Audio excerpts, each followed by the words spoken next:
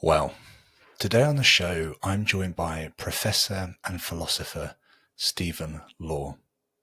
Stephen is a great thinker and an extremely clear writer. I read his book, Believing Bullshit, How to Not Get Sucked into Intellectual Black Holes, within a couple of weeks and absolutely thoroughly enjoyed it. It's a really interesting deep dive into the different ways that individuals and communities proffer and proliferate their viewpoints, the defense mechanisms they stand behind, the ways that they get lost within their sort of communities and their ways of thinking, and how they essentially pass the event horizon of the black hole and become unable to get out of the belief system that they're caught within. This conversation dives into some of the different facets and areas of that book, but I'd highly recommend you pick it up and have a read through. It's a fantastic overview of critical thinking and how we as humans very often don't recognize and realize that we're getting swayed and pulled in various directions until you begin to look at things through a objective lens. So yeah, Stephen joins me and he answers many of my questions based around the book's content, and it was a thoroughly enjoyable conversation diving into this with him. If it's your first time checking out the show, I'd ask you to hit the subscribe button, and if you're on YouTube, select the bell notification icon. You'll be reminded then whenever we release a conversation here. And if you wouldn't mind giving this video a thumbs up and sharing it with friends, family, followers, whoever you think would find this a helpful and useful and interesting, I hope, conversation. We grow because you share our content, so please do consider who would find this helpful and then, share it directly with them. Okay, I hope you enjoy this conversation with Stephen Law. Cheers.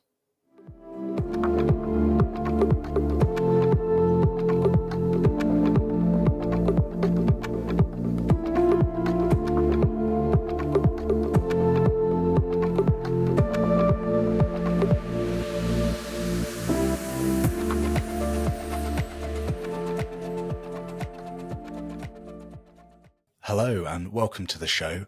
My name's Samuel and today I'm joined by the one and only Professor Stephen Law. Stephen, it's great to have you on the show.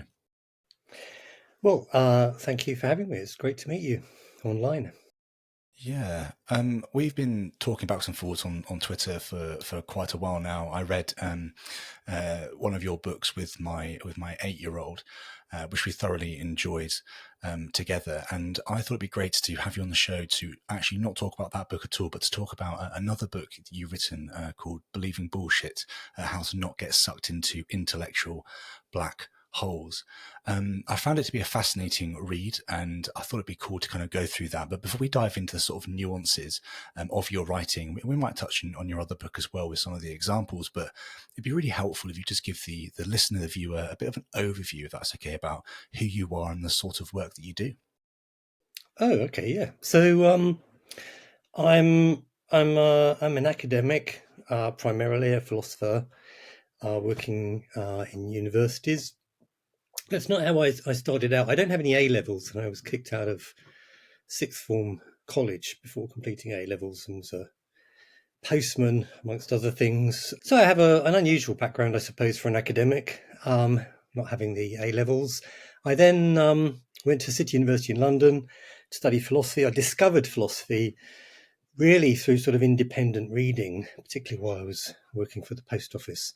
And one book led to another. And eventually I ended up reading nothing but philosophy books. And I suddenly discovered that that's really what I was passionate about. Those were the kind of questions that really got me excited. So I applied to do a degree in philosophy, and that went very well. So then I applied to go to Oxford as a graduate student. I did the BPhil, which is a graduate degree, did my doctorate there, was a research fellow there. Then I had a job in London for 22 years. And now I'm back in Oxford working for the Department of Continuing Education, where I'm in charge of philosophy and the Certificate of Higher Education, as it's known. And I've published various academic papers. I've researched in various areas, including philosophy of religion, but lots of other areas too. But I've also written various popular books, and of course that's how you've come across me. You've discovered one of my children's books, I think. Yeah, I really enjoyed reading the complete philosophy files with my young with my eldest, my 8-year-old.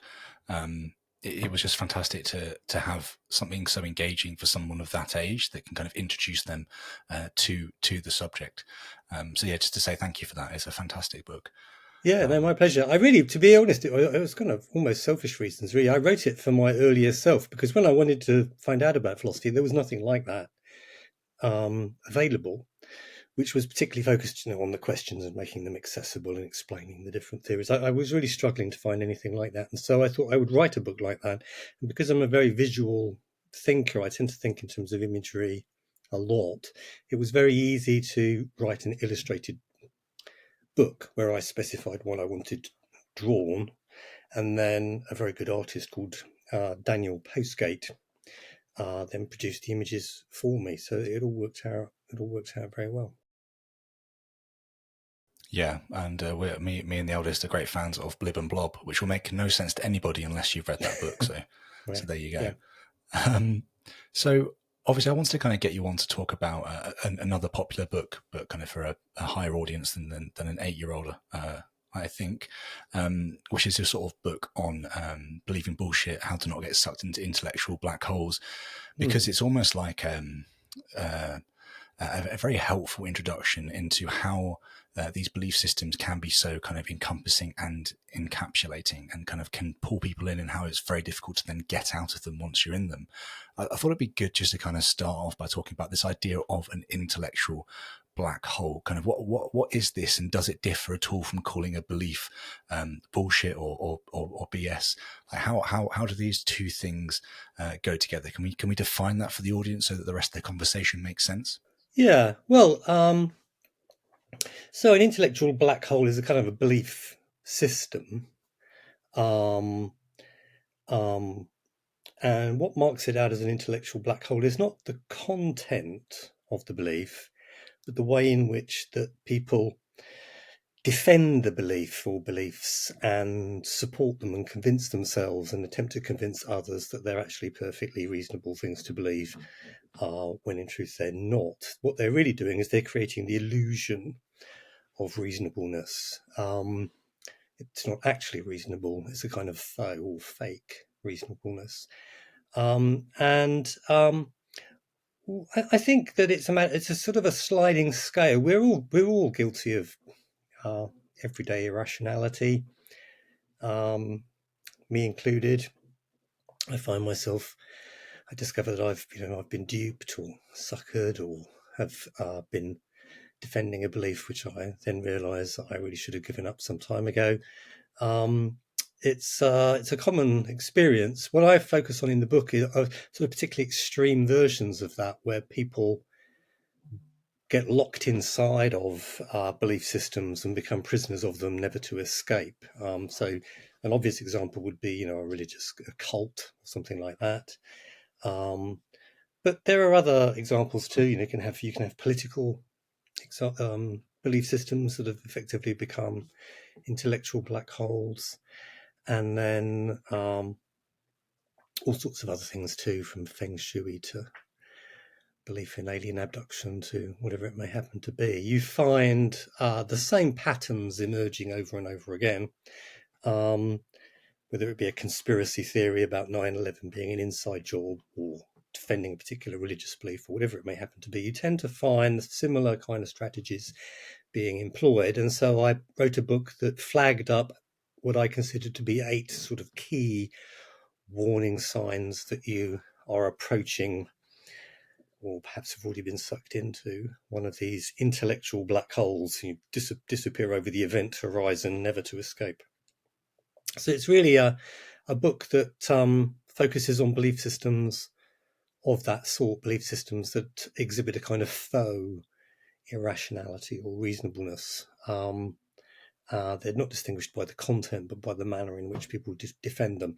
What's that got to do with bullshit? Well, actually, I think that, I'm quite happy to call these belief systems bullshit belief systems, but philosophers have started working on bullshit. There's a philosopher called Harry Frankfurt that wrote a book called On Bullshit. And his account of bullshit's a bit different.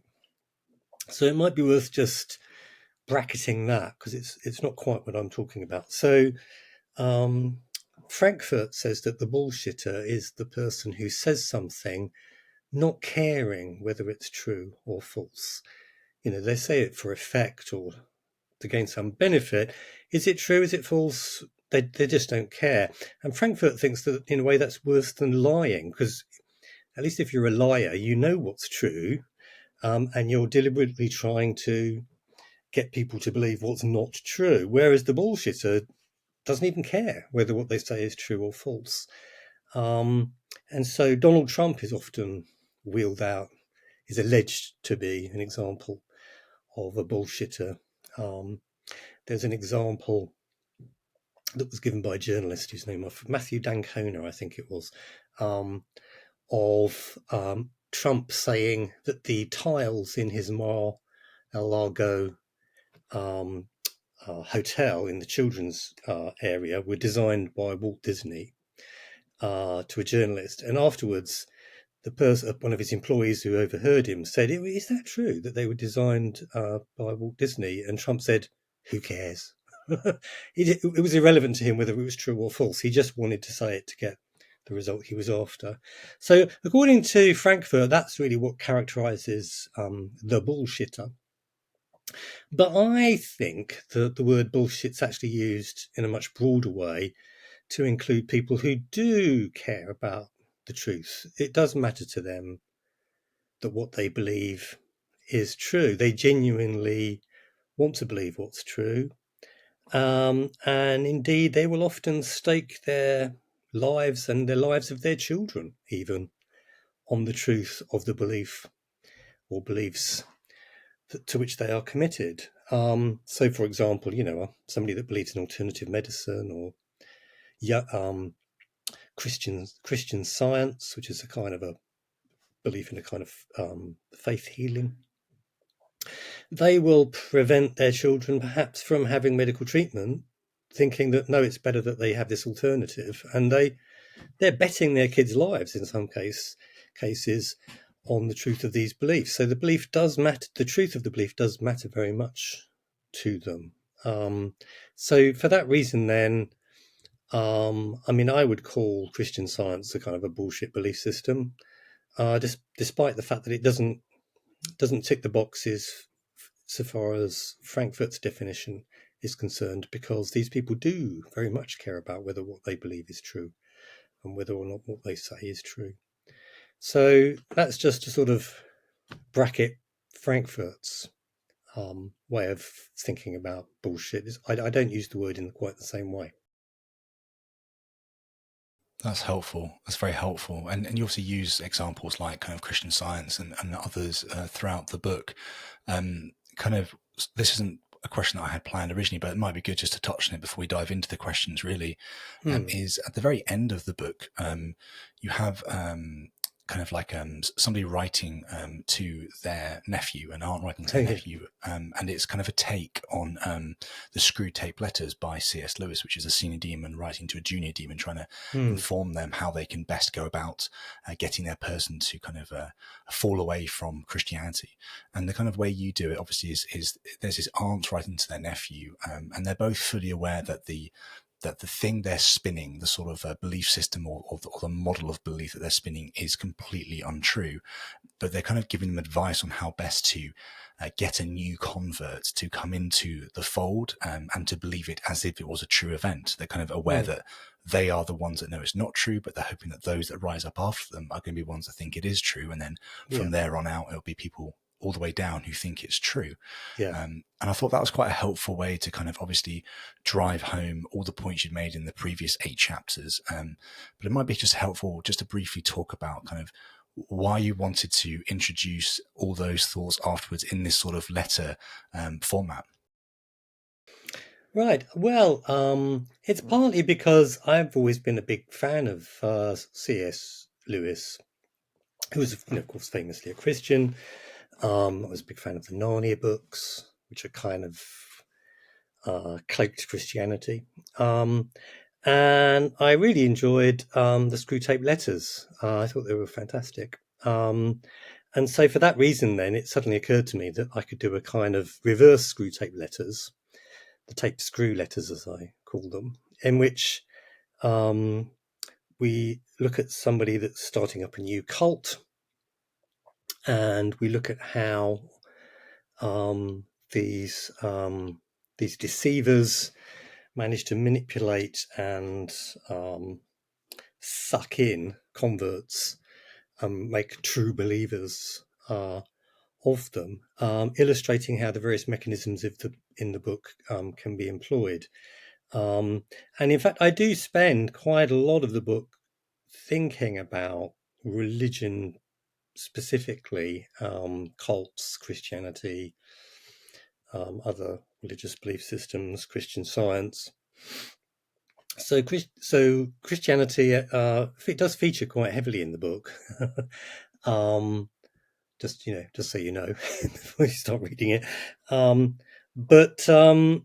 so for that reason, because I'm particularly interested in religion and philosophy of religion and how religions in particular are really good at this kind of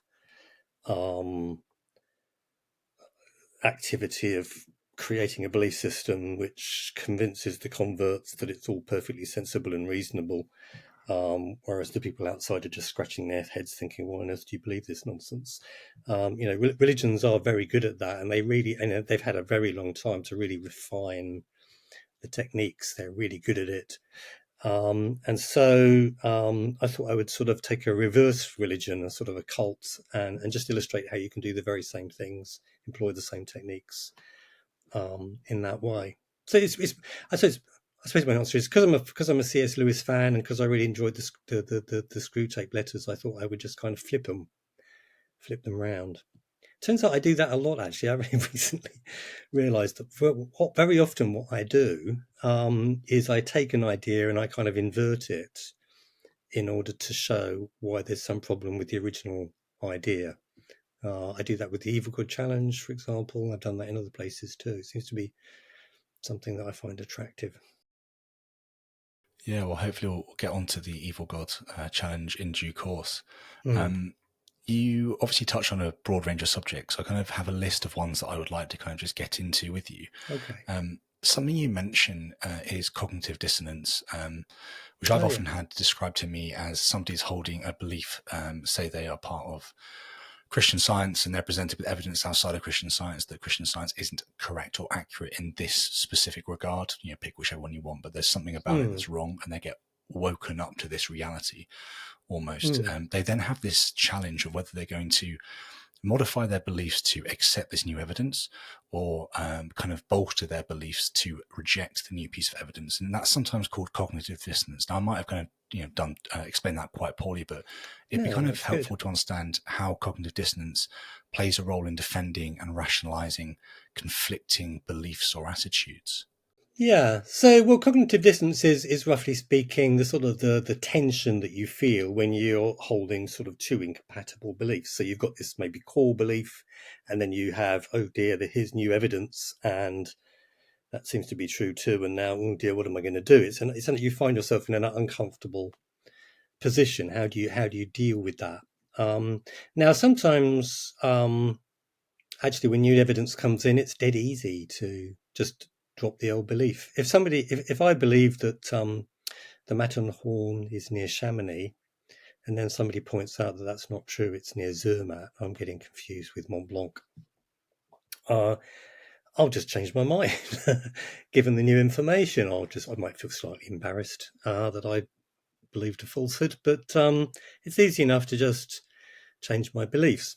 However, when you've really invested a great deal in a belief, it can be that much harder when somebody presents you with compelling evidence that it's not true. It can be that much harder to abandon it. And so examples of that would be if somebody has spent their entire career, for example, advertising cigarettes, and then suddenly it's discovered that cigarettes cause lung cancer, and here's some compelling evidence that that's true. Well, you've spent your entire career promoting cigarette smoking, and this is disastrously bad news.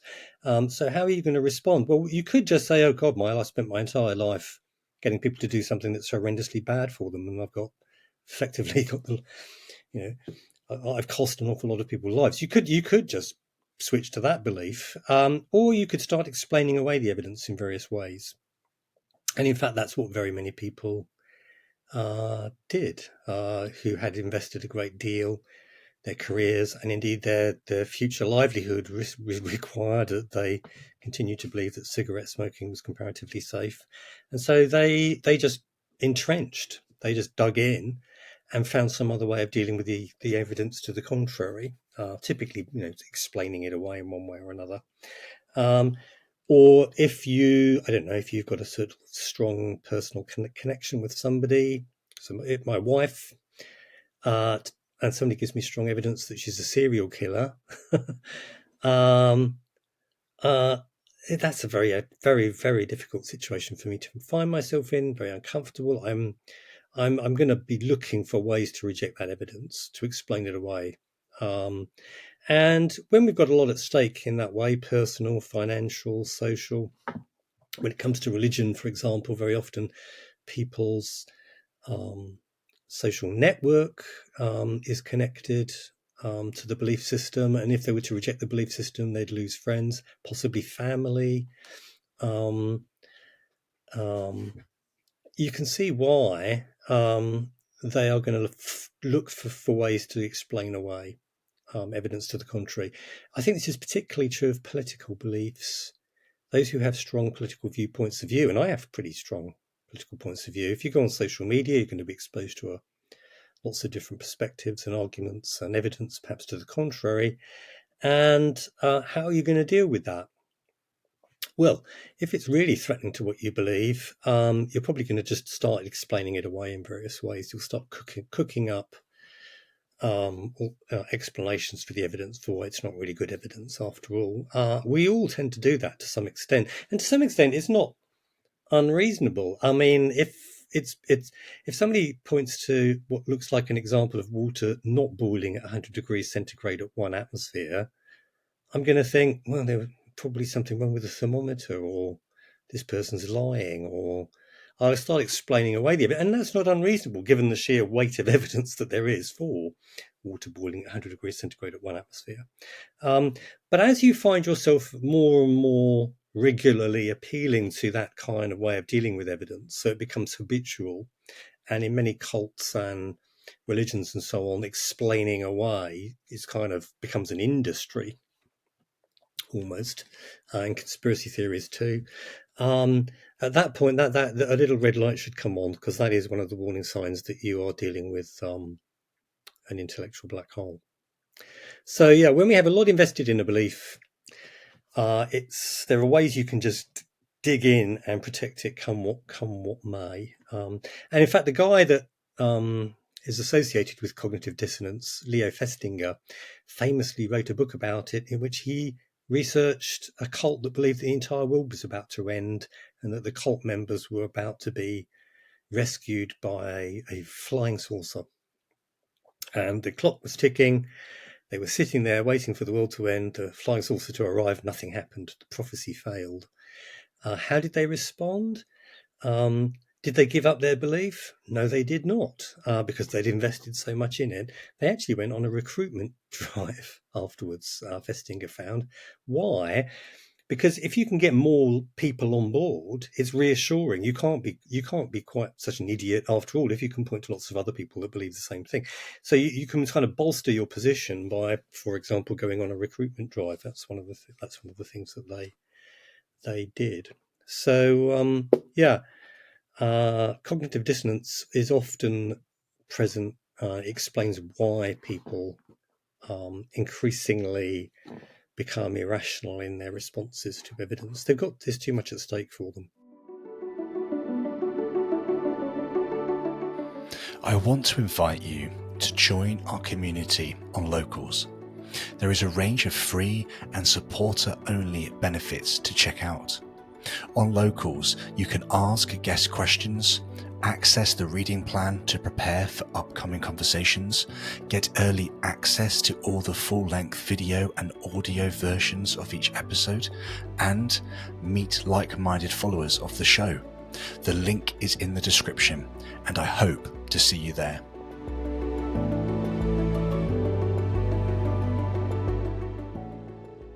One of the things that often kind of hits religious people quite hard is the problem of evil. Now, you can divide the problem of evil up into a logical problem of evil and an evidential problem of evil, and obviously, kind of people give responses to both of these. And the sort of one that's mainly looked at is the evidential problem of evil. And these responses are called theodicies. They're almost like explanations that people create to kind of reconcile an all-loving, all-powerful, all-knowing God to, cancer in children or whatever it is, and they kind of bring these two things together to kind of help us understand how they can make sense. And the theodicy is the sort of thing that sits between those two things. And you kind of talk about the evidential problem of evil in your book, and going back to what you said before as well about kind of this sort of evil God hypothesis. I kind of got a question around that, so I'll ask this question, but it might be helpful just before you answer it, just to give a little bit of an explanation of what the evil God hypothesis is. So the question is, why is belief in an evil deity considered absurd despite the existence of good? And how does this challenge the belief in a good God? Yeah. Okay. So, as you very correctly, accurately explained, the problem of evil is there's a great deal of suffering in the world caused by natural causes, natural diseases and disasters causing great suffering. And then there's moral evil, as it's known, for which we are morally responsible, the morally bad things that we do. So much evil on the face of it that surely, if there is a God, he would not allow quite so much. I mean, he might allow some evil if there's a good reason for it, if it's the price paid for greater goods, say.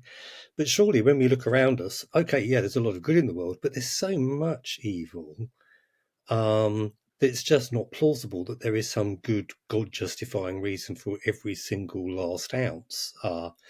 Take, for example, hundreds of millions of years of animal suffering before we human beings even showed up.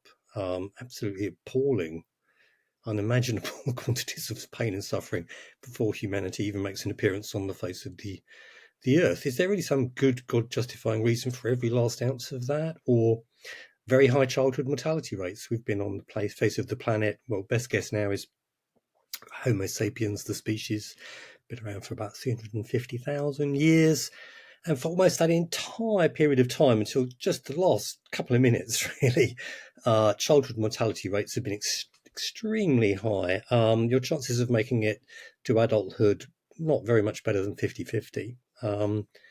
And those children would have died horribly very often, diseases, malnutrition, injuries. Their parents would have had to watch their child suffer and die helplessly, couldn't do anything about it. Ask any parent that's lost a child what's the worst thing they've ever experienced. They're almost certainly going to say that is. So the child suffers, the parent suffers unimaginable suffering over 350,000 years. Is there really some good God-justifying evidence, explanation for every last ounce of that? It seems to many atheists that the answer to that is obviously not. I mean, maybe some of it, but all of it, no. This is good evidence against God. Now, there are various explanations which theists cook up to account for evil, some of it. So, we are free agents. God made us free agents, and we can freely choose to do good and evil. And God wants us to be free agents so we can be morally responsible, because if we're just puppet beings, we're not responsible for what we do. And the good that we do won't be moral goodness because we're not responsible for it. It's just what we do as puppets.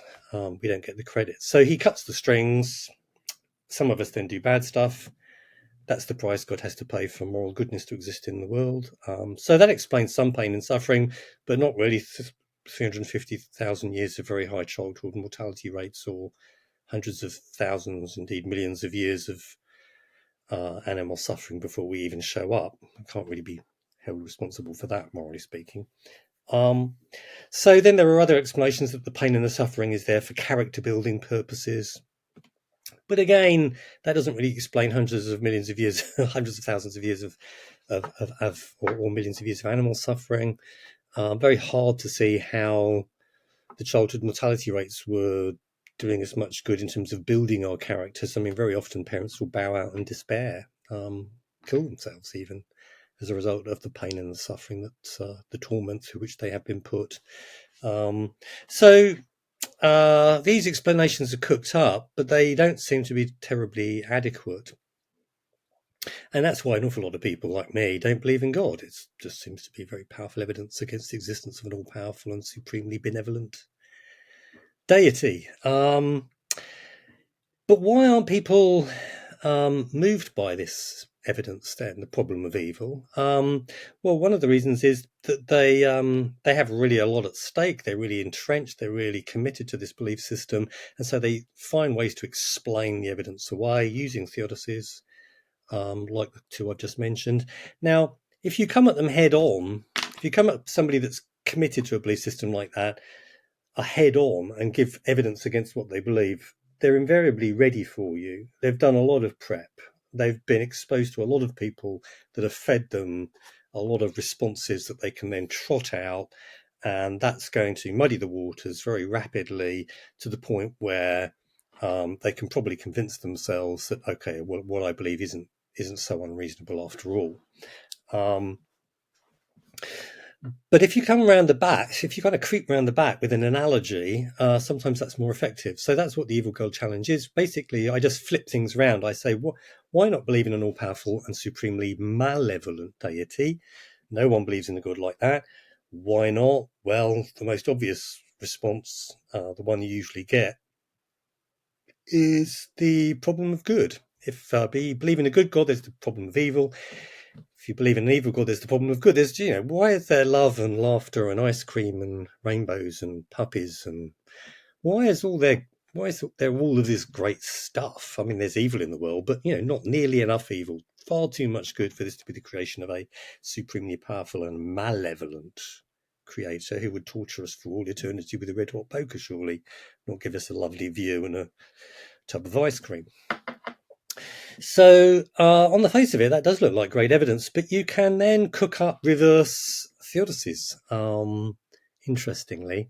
So, for example, you can say, well, some of the good is a product of our free will. Evil God could have made us puppet beings that always did the evil, cruel thing. But if we're puppet beings, we're not responsible for what we do, and so what we do won't be morally evil. So evil God has to cut our strings and set us free so that we can introduce the very worst form of evil into the universe, moral evil.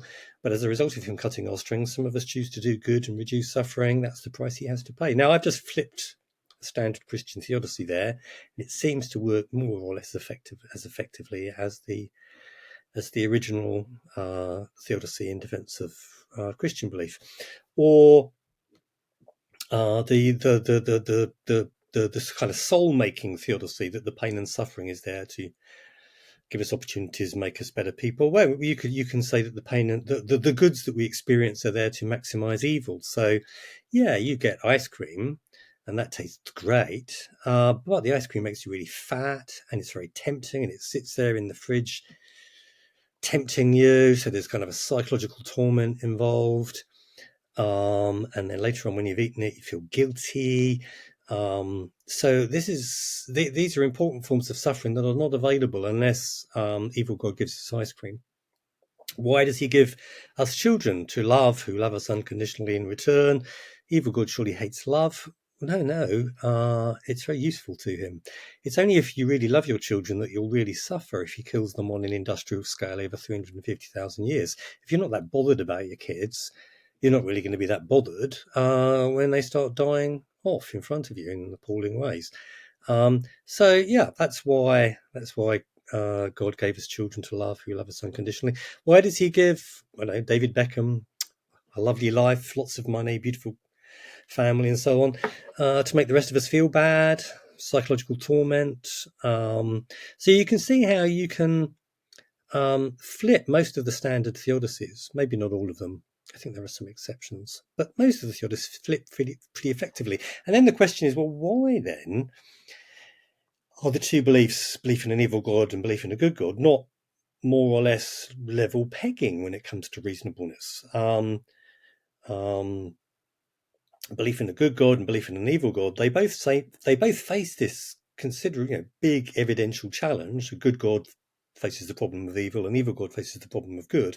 But in each case, you can cook up these explanations, start explaining away the evidence, given your commitment to the belief system, and the explanations seem to be equally effective in each case. And yet, pretty much everyone recognizes that belief in an evil God is absurd, and I think is pretty clearly absurd on the basis of just looking around you. And now the mystery then is, well, why do Christians and Jews and Muslims who believe in an all-powerful, all-good God not recognize just by looking around them that this is not the creation of a supremely powerful and benevolent God? And that becomes the mystery, really, and the challenge in the evil God challenge is, for those who believe that these two gods are so very different in terms of how reasonable they are, who believe that a belief in a good God is significantly more reasonable than belief in an evil God, which is down there with belief in Santa and fairies and so on, absurd. If they really want to place these beliefs in these very different positions on the scale of reasonableness, well, the onus is on them to explain why that is, given that on the face of it, there's overwhelming evidence against both God hypotheses. I mean, maybe there's some intelligence behind the universe, but it ain't either of those two candidates. Surely, just look around you. Good evidence against both. So that's really the evil God challenge, and you can see that yet again what I've done is I've taken a particular idea and a way of defending it, and just kind of inverted it to reveal the absurdity of what's really going on there, so that hopefully people will recognize that, oh, that's unreasonable over there, and now I have to explain why what I'm doing is any different. And if I can't, well, now I really am in big trouble. I think that's often a better strategy than coming at them face on with just the evil, right? If you just give them the evil, they're just going to chuck the theodicies in your face and think that that deals with it. Whereas if you point over there to another belief system and they recognize that that's being defended in an irrational way, and now the onus is on them to explain why what they're doing with their theodicies is any different, now they're in much bigger trouble. So that's really the thought behind the evil God challenge. Sorry if that was a slightly longer explanation than you were wanting, but I got carried away. No, it was great. I think it's really helpful, and it's really interesting to kind of think about how else the flipping can be kind of utilized. Like that's a tool that people can have in their arsenal to actually begin to look at claims, not necessarily just about the problem of evil, but about anything really. Can you flip what's being said and repackage it and present it in a sort of reverse dichotomy kind of way and see if that changes things? That is a really useful way of, I think, approaching these belief systems very often, because the people who are trapped in there, very often there are enormous resources available to them to explain away the evidence. So young Earth creationists who believe the entire universe is only about 8,000 years old. On the face of it, this is overwhelming evidence that that's not true, but they have very, very well-resourced institutes, PhD qualified people working at them, churning out explanations for why this evidence is not actually good evidence against the entire universe being just 6,000 years old. So again, the right approach, I think, is to not come at them head on and point to evidence for evolution and evidence for the universe being billions of years old and so on, because they're ready for that. They've got a whole raft of moves available to them that they're going to deploy one after the other and quickly tie you up in knots. I think the better strategy is to get them to look at how they're thinking and get them to explain how it differs from the thinking of that person over there who's clearly nuts. And again, I do that with the example of somebody who believes that dogs are spies from the planet Venus in the book.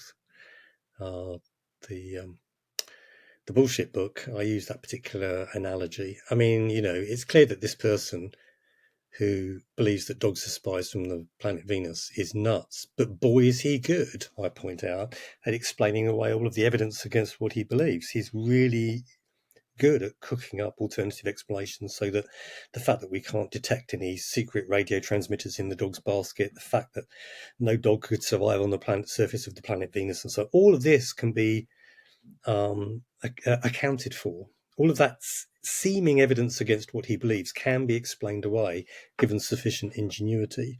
But he's clearly nuts.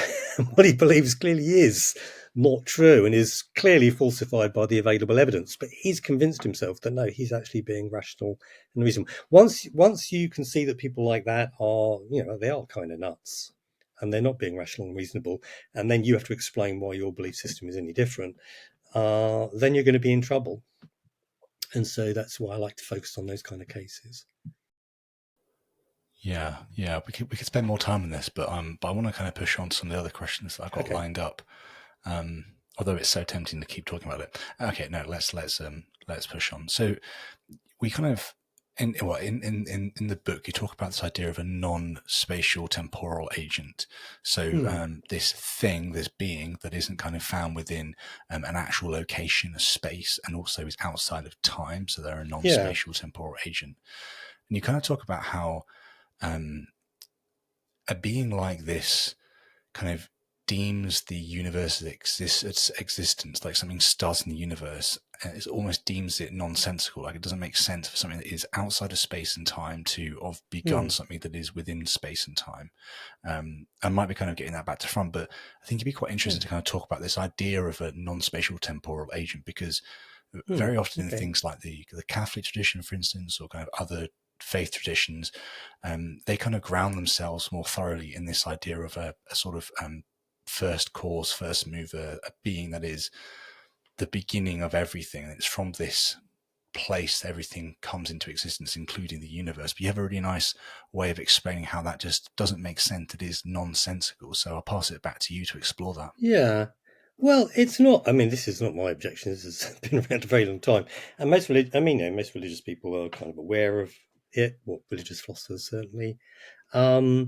So the idea is that you can challenge religious beliefs by pointing to empirical observational evidence against the belief, and that's what the evidential problem of evil does. It presents what appears to be powerful evidence against the existence of a supremely powerful and benevolent creator.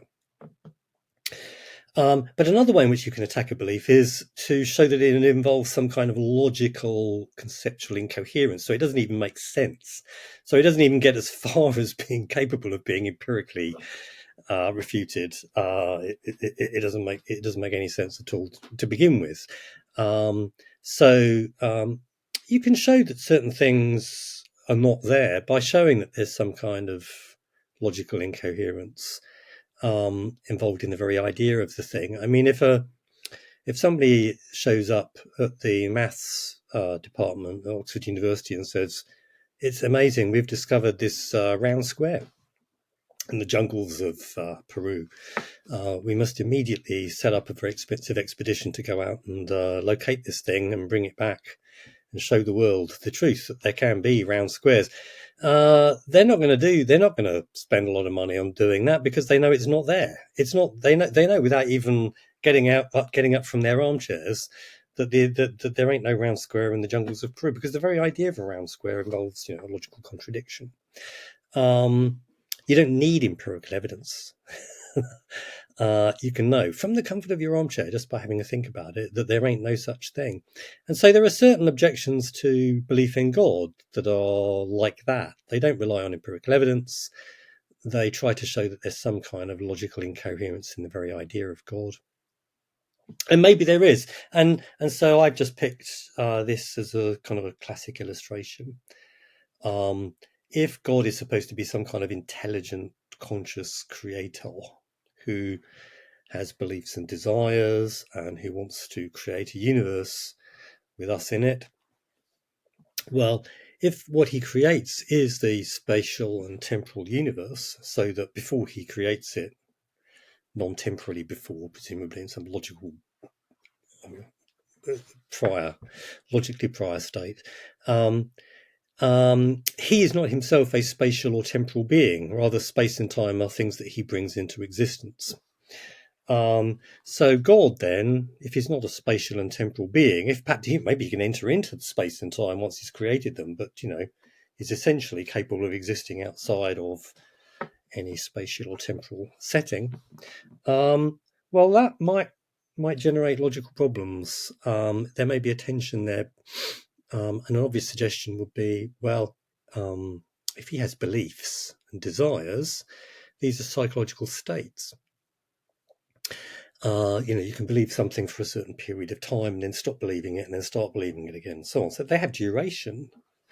So how could there be a God that has beliefs and desires? It makes no sense. The temporal framework that's required for talk about belief and desire to make sense is not there. So you can't talk about beliefs and desires. The very idea is nonsense.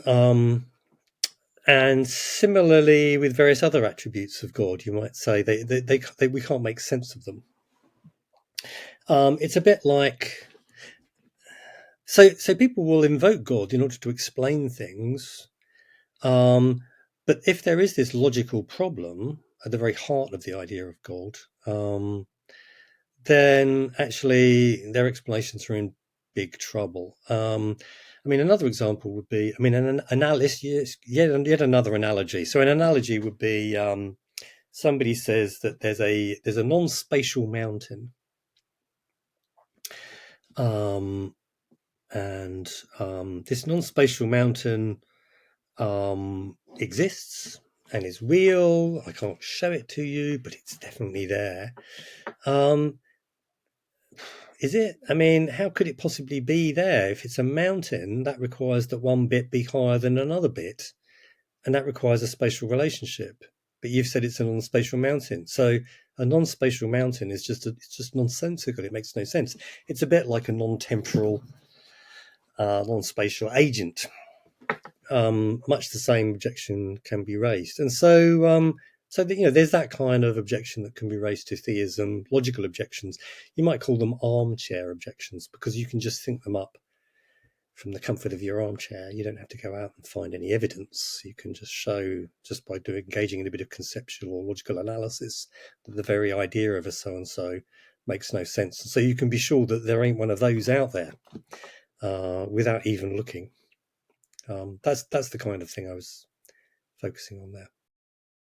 Yeah, no, that's really helpful. I think it's so useful to kind of, again, to use another analogy and to actually begin to try to see how these things could be critically assessed. And even if you do believe that there is a non-spatial temporal agent who has created everything, you are a Catholic or whatever it is, you can still use these sorts of analogies to go away and begin to rigorously investigate how that might work in other areas, and if it's even possible to work in other areas, and that might then begin to make you question, or at least go further in not just blindly accepting something, but actually beginning to try and understand what is knowable and how it could be tested if it is knowable. And of course, what happens is that when you say, I can't make any sense of a non-temporal agent that creates the universe, because you can't have beliefs and desires and so on, they'll say, oh no, how unsophisticated of you. You see, you're taking it far too literally. This is not literally an agent. This is something analogous to an intelligent being like us, but also very different. And so your criticism doesn't count. But I think there are problems with that too, because if you want to explain something, the seemingly designed character of the universe, for example, by appeal to an intelligent designer, but then when it's pointed out to you that the very idea of an intelligent designer makes no sense, if you then switch to something analogous to an intelligent designer, it no longer has the relevant explanatory powers. It can no longer explain the seemingly designed features of the universe. And so, in the same way that, if somebody says, I'm trying to. I had an example in the book of which I've now forgotten, but I think it was a non-spatial mountain of guilt explaining why somebody behaves in a particular. Do you know what? I can't remember it, so I'm not going to explain it. But the key thing to remember is that once you are no longer talking about a literal intelligent designer, but merely something analogous to that, then it's no longer clear why this thing that's merely analogous to it would have the relevant explanatory powers to explain what it is that you introduced it to explain in the first place.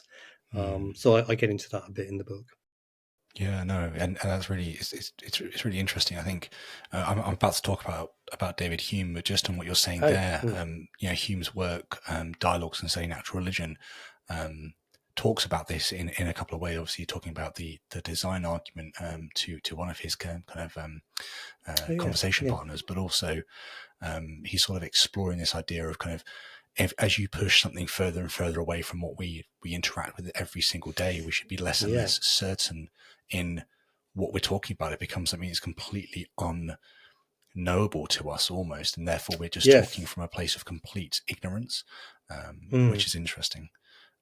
Yes, and then you kind of get a Seven Veils dance of the Seven Veils going on, where when you take aim at the belief, the veil of mystery is, you don't understand. This is beyond your understanding.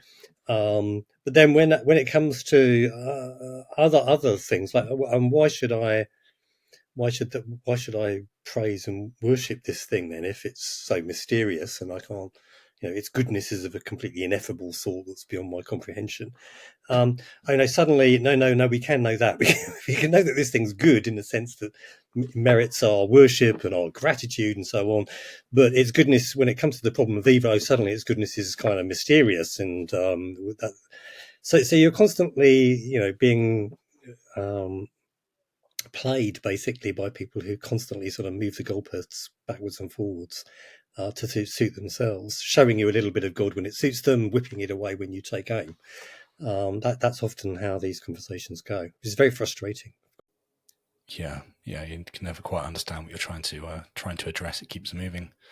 Okay, so I want to talk about kind of how kind of going beyond science is useful in refuting beliefs. But before we get there, it might just be interesting to kind of talk a little bit about scientism. And I kind of have David Hume's example here. So David Hume suggests science has limitations in revealing moral obligations.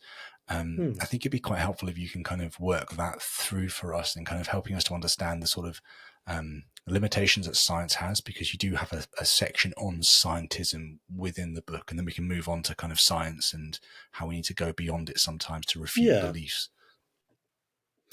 Well, very often if people use scientific arguments against theism, which Richard Dawkins does supposedly, people will say, "Oh, that's scientism," and by scientism they mean the view that science can answer every legitimate, meaningful question, and scientism is not true, and we all know that scientism is not true. It's a kind of it is itself a sort of a cult-like belief system, scientism. And they wheel out various examples of beliefs that appear to be beyond the ability of science to support or refute and so on. Now, I agree, actually, that we should reject scientism understood in that way. There are beliefs that appear to be beyond the ability of science to settle. And you've mentioned Hume, and of course Hume very famously makes this distinction between what we might call the is facts and the ought facts. So science reveals what is and is not the case, that there is screaming and there is blood and so on. And then morality is concerned with what we ought or ought not to do. Now, that's a very different category of fact. And the problem, Hume says, is that you can't support ought conclusions by appealing to is facts. Hume is an empiricist. He thinks all knowledge comes from our five senses, knowledge of the external world. If moral value were out there in the world, mined independently, how are you going to find out about it? Well, you're either going to have to directly see the moral value, but it doesn't actually show up in our experience. So then you're going to have to infer it on the basis of what you can directly observe, what science is capable of revealing.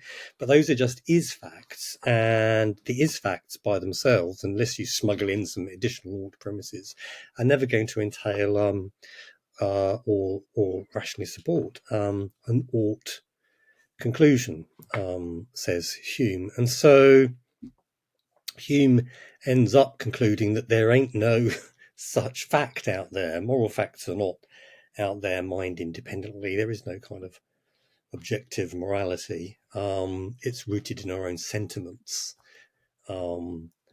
That's what we're really doing when we describe things as being morally right or wrong. Though that kind of talk is a reflection of how we feel about things, rather than a description of any kind of objective morality which exists independently of how we might happen to feel about things.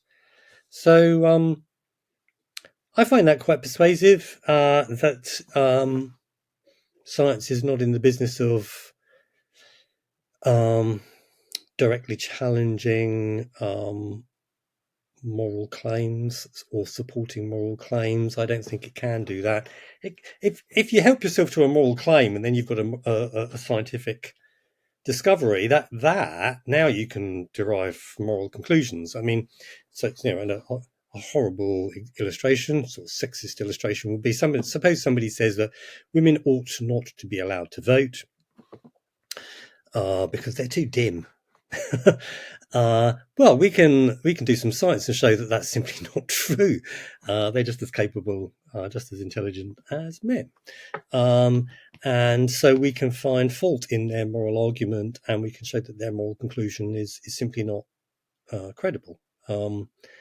And indeed, we ought not to accept it. We should reject it. So it's not that science is completely inert when it comes to morality, but you always have to mix in some additional moral premises. You can't otherwise science by itself, completely separate from morality. You can't build morality on that kind of purely scientific basis. It's never going to work. I find that very plausible. And then another claim that, another question that it seems science can't answer would be, why is there something rather than nothing? Whatever you point to, whatever science might discover, I don't know, some fluctuation in the quantum reality or whatever that somehow is responsible for the Big Bang. Well, that's just more something, isn't it? And now you're going to have to explain why there was this field within which there were fluctuations that gave rise to the Big Bang, and so on and on and on and on it goes. You're never going to be able to explain scientifically, or indeed explain, period, perhaps, why there is something rather than nothing. So that's a very interesting question. Why is there something rather than nothing that on the face of it science can never answer? I suspect we need a different approach to that question. A scientific theory is not going to supply the answer. So and then if you're conceptual puzzles, Sudoku, I don't do those, but you can do them in your armchair, chess, puzzles and so on. Pure thought, armchair puzzles you can solve. So insofar as philosophical puzzles tend to be, I think, armchair conceptual puzzles, if you're going to solve them at all, you're going to solve them by armchair methods, not by doing empirical science. So is scientism true? No, it's almost certainly not true. You'd expect me to deny that it's true, given that I'm a philosopher, and I think there are good questions that we can answer, actually, sometimes, other than by means of employing the scientific method. Do you think it would be helpful to kind of give some examples of alternative approaches besides science that can be used to effectively challenge beliefs? I mean, we can take the belief in God if we want to carry on down that road. But actually how would we begin to then employ philosophical or other methods that aren't necessarily strictly scientific to begin to challenge those kind of concepts? Yeah, there is a lot you can do from the comfort of your armchair. And in fact, we've already looked at an example of how you might raise an armchair objection to belief in God. Maybe from the comfort of your armchair, you can know there's no God, because the very idea of God as an agent that has beliefs and desires, an intelligent being designed and created the universe, the very idea of such a being that is a non-temporal being that creates the temporal universe doesn't make any sense. If it doesn't make any sense, then we can rule out that God in the same way that we can rule out a round square residing in the jungles of Peru. It's not there. You can know that from the comfort of your armchair just by having to think about it. So maybe we can do that for God. We could rule out God in that scientific. That's not. I take it that's not science. What I'm doing now, it's because it's armchair work. It's non-empirical. Having said that, though, when I talked to Richard Dawkins about this issue, he expanded the notion of science to include all rational thought, basically. And so what I just did there, running an argument against God from the comfort of my armchair without doing any empirical work at all, he counts that as science. So if you have a sufficiently sort of elastic concept of science that includes all of maths and logical reasoning and all of that, the whole thing, all rational inquiry, then okay, so maybe scientism begins to look a bit more plausible. But that's not normally how people understand science. I mean, my understanding, I would normally understand science as involving an application of the scientific method or something like it. So it's a comparatively recent discovery, science, about 500 years old or something like that. And since we produced science, we have seen huge leaps in our understanding of the world around us. It's an amazing tool, science, the scientific method. But I do think that there are questions that science, that kind of methodology, can't answer. In philosophy, I think, maybe I'll just stop there. But if you wanted another example, I could give you an example, a philosophical example. I mean, sure, if you've got one ready, why not? Okay, well, one thing you might be able to do. I think that the mind-body problem is an armchair conceptual problem. I don't think it's a scientific problem. The philosophical puzzle of how you get this private phenomenal world of conscious experience in all its technicolor glory, how you get this from the activity of that walnut-shaped lump of matter between my ears. I mean, how does that work? How is that even possible? I think that on the face of it, that's essentially, it's a conceptual problem. It's like trying to build numbers out of Lego or something like this. It's sort of like it's the wrong kind of stuff. You're never going to get consciousness by gluing bits of matter together. There seems to be something about consciousness that means that it's going to be in principle impossible ever to give an account of how a purely material object could give rise to it, or material system could give rise to it. And then there are various attempts to sharpen that armchair intuition up into an armchair argument. So Descartes got a couple of arguments, and then there are arguments about Mary and the black and white room and so on. If you're not familiar with that, there's Mary is raised in a black and white environment from birth, never experiences colour, but learns everything there is to know about human beings and what goes on inside them when they have colour experiences. So she fully understands all of the facts, has full knowledge of all of the physical facts so far as colour perception is concerned, but then she's shown a red object and now she learns something new, what it's like to experience red. And this is a new fact that she's now become aware of, the what it's likeness, that she didn't have access to previously. So there are then more facts than just the physical facts, and no account of the what it's likeness of conscious experience is ever going to be possible if you focus only on what's available to science, those external physical facts. So there are those kind of arguments, and it seems to me that what we seem to have there is a kind of conceptual obstacle to minds being brains, but it may be that there isn't really a conceptual obstacle at all. It's just the illusion of one. And I suspect actually that's true. But it seems to me that if you want to solve the mind-body problem, you need to do conceptual armchair work. It's not a scientific problem. An interesting scientific problem is how you build a machine that's capable of interacting with its environment exactly like a human being and saying the kind of things that a human being does. I mean, that's a technical challenge. Science can do that. Maybe can solve how to do that. But the philosophical puzzle of how you build technicolor phenomenology out of the what it's likeness, out of pure physical goings on, that puzzle, I think, is a conceptual puzzle, and it will require a conceptual solution if indeed it can be solved.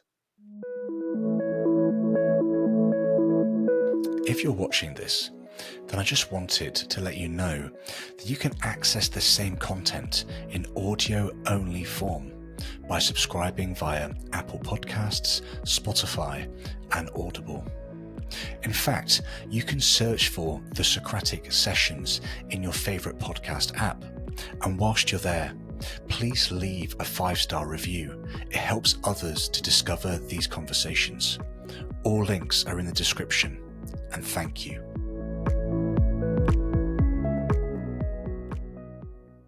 It's fascinating.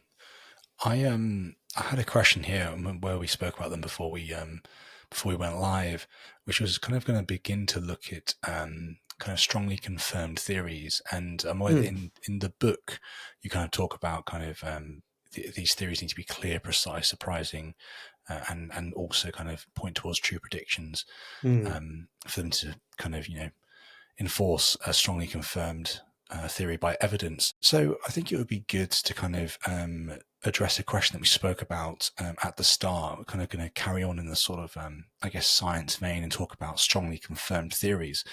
So the question I kind of originally wrote was, why are clear, precise, surprising, and true predictions necessary for a theory to be strongly confirmed by evidence? Now, I'm aware that kind of since you've written the book and since I've read it and passed these questions over, you've obviously changed your mind over the years since writing the book back in 2011, I think it was published, and you were obviously writing it before then. So I kind of want to pass this question back to you because you've changed where you stand with it now. So kind of, do you want to talk about that and talk about kind of what's made things change? Yeah, I made a small mistake.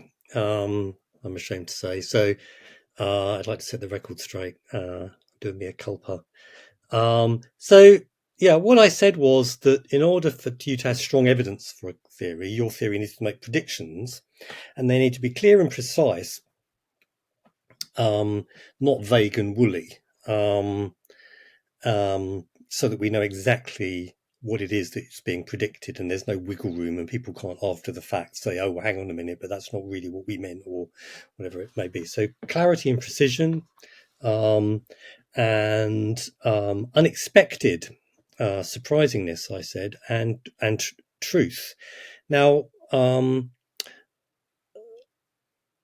now explain why actually I don't think you need predictions at all for strong confirmation. I mean, that is a way of getting strong confirmation, but you can also have strong confirmation even if your theory doesn't make any predictions. So I need to just explain why that is. So I think a nice example would be the theory of evolution plus the theory that whales and dolphins evolved from land-dwelling creatures that had limbs is very well supported by a piece of evidence that we discovered. Some whales and dolphins have atavistic, sort of vestigial limbs as a kind of genetic throwback to their earlier sort of ancestry. So you'll find a dolphin that where you would expect a leg to be, there's a sort of a little leg sticking out of the dolphin. And these have been found. And that is very good evidence for the theory of evolution understood to apply to dolphins having evolved from earlier land-dwelling creatures that had legs. That is very good evidence for that theory, but you can't predict such limbs, atavistic limbs, from that theory. They're not expected. No one expected to find atavistic limbs on dolphins. The theory didn't predict atavistic limbs on dolphins, and yet atavistic limbs on dolphins is very strong evidence for that theory of evolution. Why is that? Because a Bayesian will tell you, because that discovery may not be likely, but it's considerably more likely on the theory of evolution than on the alternative, that all species were created by God some 6,000 years ago, and no evolution took place, and dolphins never evolved from land-dwelling creatures. I mean, then it would be really, really weird if dolphins showed up with legs on them occasionally. Whereas if they evolved from land-dwelling creatures, okay, that's kind of unusual, and you wouldn't necessarily have expected it, but it's not nearly so weird. And it's that difference that's crucial so far as strong confirmation is concerned. If what you observe is significantly more likely, if not probable per se, but significantly more likely on the theory than if the theory is not true, then you've got strong confirmation. So I was just wrong when I said your theory needs to make predictions in order for it to be strongly confirmed. That's not quite right. That's interesting. Okay. It's also a great example. Like it is insane that we can go away and find these vestigial limbs on these kind of what we view as sea creatures, obviously mammals that were once land dwelling back in their evolutionary history that slowly migrated to live in the ocean. Yeah, mind-boggling, really is. Yeah, I mean, another example is, of course, that humans, at an early stage of their development in the womb, develop gills, which then disappear. But there are gills there, and again, that's a throwback, a very long way back to our descendants that lived in water and could breathe water. That is very strong evidence for the theory of evolution, because whilst you wouldn't necessarily expect to find gills on fetuses, you're much more likely to find them than if we don't have that evolutionary history. So that's again why that kind of discovery is strong evidence for evolution. Nice. Okay. I want to move into kind of some more maybe tactics that people stuck in individuals stuck in intellectual black holes might utilize. So one of them really is mystery. So how does the reliance on mystery in belief systems make individuals susceptible to belief, both by others and themselves? Yeah, well, you can. I mean, there are various different ways you can appeal to mystery in order to defend your belief. And some are more sophisticated and some are less sophisticated. It's not always unreasonable to introduce a bit of mystery in order to defend your belief. So I think earlier on we were talking about water, the claim that it boils at 100 degrees centigrade at 1 atmosphere. If on one occasion it appears not to do that, but we can't identify any flaw with the thermometer or any other anomaly, we'll probably just say it's a mystery. Maybe we'll never know what went wrong on that particular occasion, but that doesn't mean that we should abandon our theory. It's reasonable to just put that down to some mysterious cause. So appealing to mystery, not always a mistake. However, the more you appeal to mystery, the more habitually you appeal to mystery in order to defend what you believe, the more you should be concerned, because then your belief system is beginning to look like an intellectual black hole. You are immunizing your belief from any kind of rational attack, any kind of evidence to the contrary, by using mystery as a kind of a defensive veil. So an example would be a very crude way of defending belief in God against the problem of evil, which we've been discussing, is to appeal to mystery. You can say, well, okay, I can't explain why God would kill children on an industrial scale over 350,000 years. But, hey, it's a mystery. I'm not worried about that particular bit of evidence. Is that a rational and reasonable response? I don't think it is, as it stands. It's a bit like going into, if you're in a court of law, and there's very powerful evidence that the accused is guilty. Forensic evidence, witnesses, and so on, CCTV. It's all pointing at the accused. How does the defence respond? They say, well, we admit that there is this CCTV footage and that there are these witnesses and that there's this forensic, but in some mysterious way that we don't understand, and neither do you, all of this evidence has been cooked up by, the CIA. So it's some vast conspiracy operating behind the scenes, and so you should find our client not guilty. Of course, it's possible that there is some such conspiracy. It's possible that this person is innocent, but we can establish beyond any reasonable doubt that they are guilty, despite the fact that there is that possibility. Merely appealing to some mysterious reason hidden behind the scenes is just not good enough. And so similarly then, we could have really good evidence that there's no God, and just wheeling out mystery as a sort of get out of jail free card is no more reasonable than that on the face of it. So that's a kind of a crude appeal to mystery that somebody might, engage in order to defend their belief. But there are more sophisticated versions. One of the most, when it comes to belief in God, there's a particularly sophisticated version. Sounds similar to what I just said, but is actually subtly and importantly different. So these people are called skeptical theists, which means that they are theists, but they are skeptical about our ability to know the reasons that God might have for allowing evils. They say that when atheists run the argument, the problem of evil, what they're doing in effect is they're saying, well, I can't think of any reason why God would kill children on an industrial scale over 350,000 years. Therefore, there probably isn't any such reason.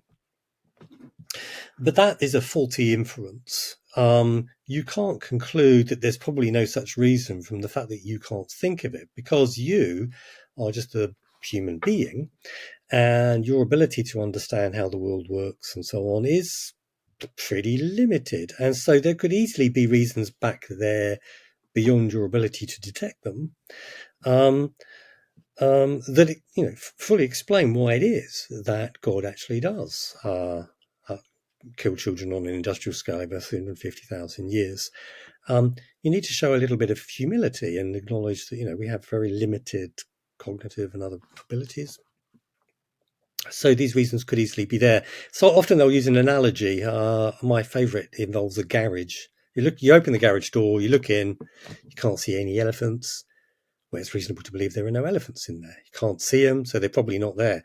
But that argument doesn't work for insects. I can't see any insects in the garage looking in from outside, but it's not reasonable to conclude that there are no insects in there, because they could easily still be there. Just because I can't see them doesn't mean that they're not there. I have very limited perceptual abilities. Similarly, I have very limited cognitive abilities, and there could easily be reasons for God to allow certain evils that are simply beyond my ken. And so I'm in no position to conclude that these evils are pointless. So there's a kind of an appeal to mystery that's much more sophisticated and is currently quite popular in certain theistic circles. And that requires a bit more work to deal with. It's not the crude appeal to mystery that I described initially. It's a little bit more sophisticated than that. It focuses on the fact not that there could be some mysterious reason for these evils, but that there could easily be some reason back there for these evils that's unknown to us. We're moving from it's possible there's such a reason to, which that's not a good response to, we can't assign a low probability to there being such a reason, and that now actually we seem to be in trouble in terms of running the problem of evil. So some appeals to evil are a little bit more interesting. I've published papers on this. It still doesn't work in my opinion, but we could talk about that if you want. But it's a more respectable appeal to mystery, in my opinion. Skeptical theism. Would a worse kind of step then be the kind of appeal to awe and wonder? Very often somebody might level a challenge towards a theist, and rather than kind of trying to make and then defend specific claims about the God they believe in, they begin to kind of point at or try and rationalize the issues against the fact that they experience this awe and wonder in this divine individual that they kind of believe they're connected to? Like, would that be a step in the Hmm. wrong direction then compared to what you just said? Well, I would want to know a little bit more about this experience of awe and wonder. I mean, on the face of it, it doesn't really sound like much evidence for God. I mean, it's impressive. We all go out and look at this night sky and go, "Oh wow!" But does that give me any reason to believe in God? That sense of awe and wonder. I mean, not immediately. Um, there's certainly no argument there. But on the other hand, you might argue that actually it's not just awe and wonder, is it? It's a bit more than that. There is a sense of the divine going on there. You're getting a glimpse of something. And okay, it's not an argument. We're not engaging in a move from premises to conclusion, but sometimes people can just directly experience something, and it's reasonable for them to believe it for no other reason than that's how it seems to them. That's a fairly plausible principle. I think the idea that if it seems to me that there's a can of drink here in my hand on the table in front of me, and I've no reason to think there's anything funny going on, well then it's reasonable for me to believe that that's how things are. Unless, I mean, if obviously I was aware that there are a lot of fake cans of drink in this particular room for some reason, well then I would have good reason to doubt that there was a can there. But unless I have some reason to think that I am being deceived or duped in some way, well, generally speaking, if things appear a certain way, it's reasonable to believe that that's how they are. And so if it appears to religious people that there's a God very strongly, then it's reasonable for them to believe that that's how things are, that there is a God, and they don't need any further evidence, and they don't need any kind of inference or supporting argument. This is a move that's quite popular, you can imagine, in theistic, in religious circles. Quite a few religious philosophers think that it's reasonable for them, or at least for some people, to believe in God, given nothing more than the fact that it just really, really seems to some people that God is there. And so maybe that's what's going on when people look at the sky and go, oh wow, they're just kind of directly aware through this experience of some kind of divine reality. That's a bit more respectable. Again, it's not going to work, in my opinion. But yeah, I'll stop there. I mean, I want to kind of push on to talk about, I guess, kind of social, psychological influences, things like peer pressure. And then I've got another kind of question around sort of belief shaping mechanisms that you kind of talk about in your final chapter. Oh So, yeah. so kind of, I guess it'd be helpful just to kind of lay out the sort of reality that peer pressure does kind of force individuals to kind of conform and shape their beliefs down specific avenues to be able to fit in into. Could be with family, friends, community, whatever it is. There's this desire for conformity across the board, Yes. so that they can live and be accepted by those around them. So I wonder, would you just spend some time explaining and looking at that from the position of kind of these intellectual black holes that individuals can get trapped in within these societies and these communities? Well, there are lots of mechanisms operating on us that influence our beliefs. And one example would be peer pressure. If you're surrounded by people who hold a certain belief, to publicly state that you think it's false can be potentially quite uncomfortable. Possibly could be worse than that. And so you're going to experience some tension, some discomfort. The thing about that mechanism is that it's going to operate on you whether the belief is true or false. It's irrelevant whether the belief is true or false. This is a non-truth sensitive mechanism that's operating on you and influencing your beliefs. And there are many such mechanisms which are shaping our beliefs. quite independently of truth. And we need to be aware of those mechanisms and how they're operating. And peer pressure is definitely one of them. And of course, it was famously explored by Solomon Asch, famous psychologist back in the 50s, who did the experiments on conformity.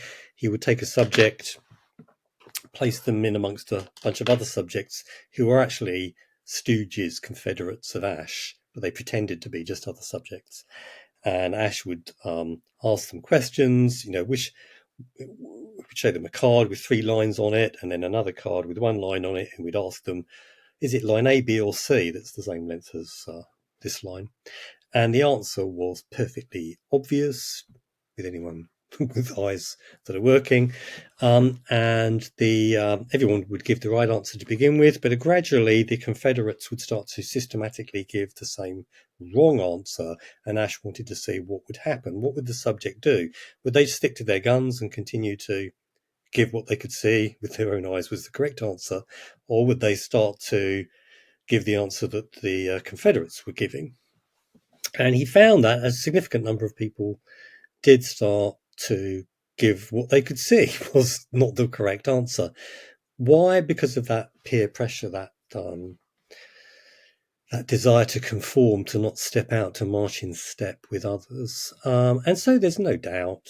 I mean, this experiment has been, there's always a concern about these experiments that, has that been replicated? Well, it has actually. There are some question marks about the experiment, but it does appear that this is a real phenomenon. We are prone to this kind of influence. It's not, to be clear, it's not a direct influence from what people believe. It's from what people say. But you can see that nevertheless, it's likely also to have, I think, an effect on belief over time.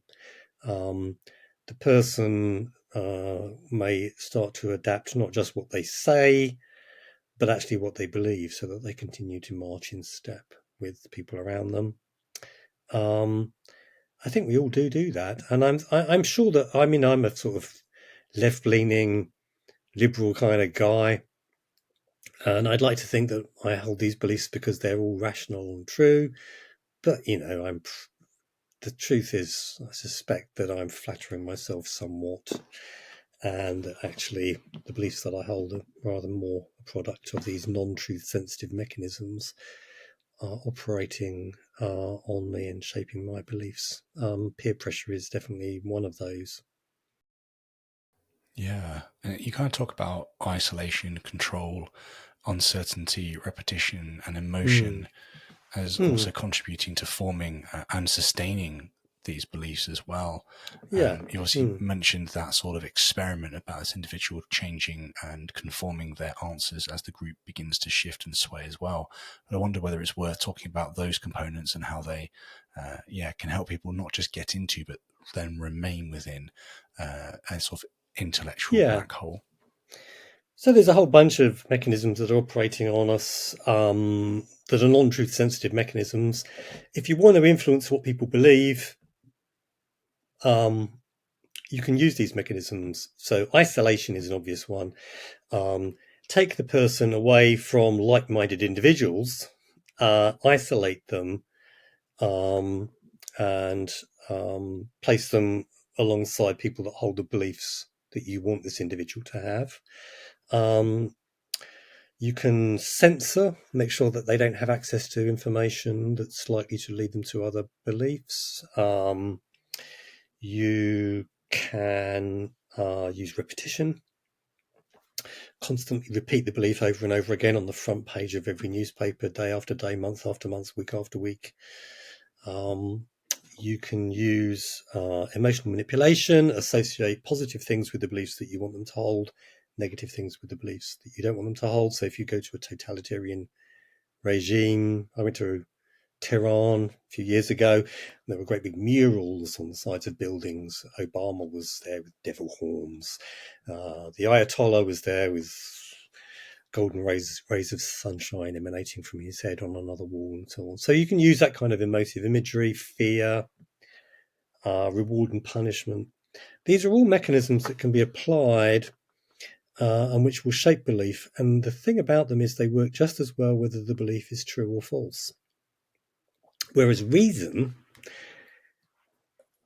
cogent reason, understood broadly to include, scientific reasoning and the appeal to scientific evidence, that is truth sensitive. You're going to have a really hard time convincing people of something that's not true using reason. So if you know it's not true, or you prefer that they never question it, you're probably not going to want to use reason too much. You're probably going to want to use the other mechanisms: isolation, censorship, control, emotional manipulation, and so on. And indeed, you do find those kind of mechanisms being applied very systematically in totalitarian regimes. And in fact, a woman called Turner, I believe, wrote a book called Brainwashing, in which she listed the mechanisms which she thought were characteristic of brainwashing, and those are them. She also included uncertainty, fear of the discomfort that we feel when we don't know the answer. It's very attractive when somebody says, I've got the answer, here it is, here's your list of 10 do's and don'ts, the 10 commandments, or here's Marx's theory of history, just believe that and you'll find it explains everything. It's all simple, it all makes sense. You can be completely certain. That's very attractive. Uncertainty, not being sure, not knowing, it's an uncomfortable situation to find yourself in. And so cultists and religions and totalitarian regimes, they exploit that too. They offer you a simple formula that tells you what's right and what's wrong, what you should do, what you shouldn't do, what's true and what's not true, and so on.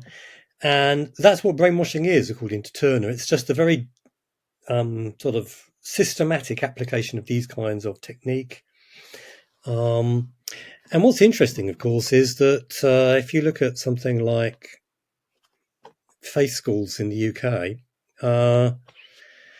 traditionally that's pretty much what they've done. You isolate the kids, you make sure they don't mix with kids from another religion, you censor, you don't allow them access to information that contradicts the religious beliefs that you want them to hold, you use emotional manipulation, you have scary imagery of pictures of hell, fire, and so on, associate that with the beliefs you don't want them to hold, and positive imagery with the beliefs you do want them to hold, lovely stained glass windows, perhaps. You have pictures of the religious figures beaming down from classroom walls. You offer them a nice simple bunch of do's and don'ts, a nice simple recipe for understanding the universe. So that offers them certainty and security. You've got peer pressure operating on them. Repetition, start each day with prayer and hymns and so on. Under a totalitarian regime, we can all see that is basically brainwashing. Schools under totalitarian regimes, they have all of that. They have the regimented classrooms, the political leaders beaming down from classroom walls, the imagery, the repetition, as I didn't mention that already, the censorship. And we can all see exactly what they're up to under totalitarian regimes. But for some reason, many of us have a total blind spot when it comes to religious schools, because traditionally that is exactly what religious schools have done. And the thing about all of those mechanisms is, as I say, they're not truth sensitive. They work just as well whether the beliefs are true or false. So it's important that we make sure that reason is in the mix, because that's the one thing that allows an individual to figure out what's true, that will make their beliefs sensitive to what's true. Many so-called educators don't like placing too much emphasis on reason, because it's a double-edged sword. You can try and use reason to persuade somebody, but if once you've started using reason, they can use it back at you and show you that you're the one that's mistaken, precisely because reason is sensitive to the truth. It doesn't prefer the views of the educator over the views of the pupil, or vice versa. It simply favours the truth, and so the truth will out. It's quite likely that the truth will out, and for that reason, then those who run these kind of regimes often they discourage the use of reason, or they restrict it. There are certain lines drawn. You can think this far, and then you'd better stop. And if you're dealing with institutions that operate in that kind of way, you're dealing with intellectual black holes.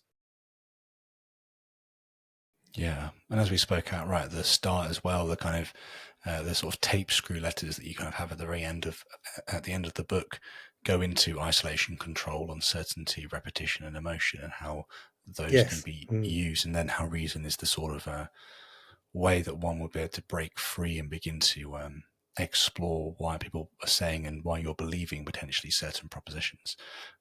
So it's a nice little kind of finisher as well, just to kind of get that to really settle in someone's mind about seeing how those things are being not just presented, but also deployed tactically against somebody's cognitive faculties. Yeah, it's interesting. Yeah, good. So, Stephen, I'm aware we're kind of hitting time. I would love to kind of know where people should go to be able to follow you, to follow your work. Obviously, they can pick up your books. I'll be linked in the description. But where do you want individuals to go to kind of get engaged with you and to follow you online? If you're interested, you can follow me online. So my name is Stephen with a PH, not a V. So that's the first thing you need to remember.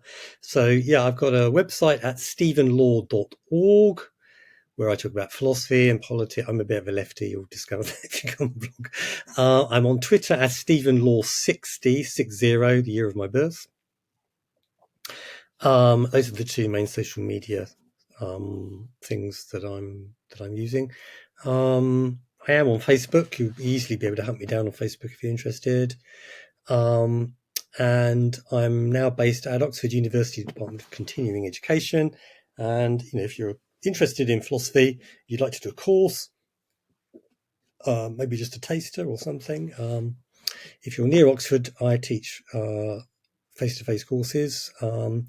We also offer distance learning philosophy courses and courses in all sorts of areas as well. So you might want to check out Oxford University Department of Continuing Education. Amazing. Well, I'll have links to all of that in the description. So listener, viewer, check those out and you can follow along and get involved with courses as you see them come up. Stephen, it's been an absolute pleasure talking to you today. Thank you so much for answering my questions and for helping me to work through your book here on the show. Well, thanks a lot, Sam. I mean, your questions were great. You clearly had actually read my book quite carefully, and I appreciate that. And the questions were perfect. You gave me loads of time. Possibly I took too much, in which case I apologise. But it was fun. Thank you very much. It's been a pleasure.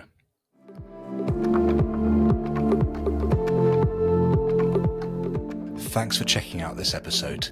Please like, subscribe, and hit the notification bell. And make sure you check us out over on Locals. Cheers.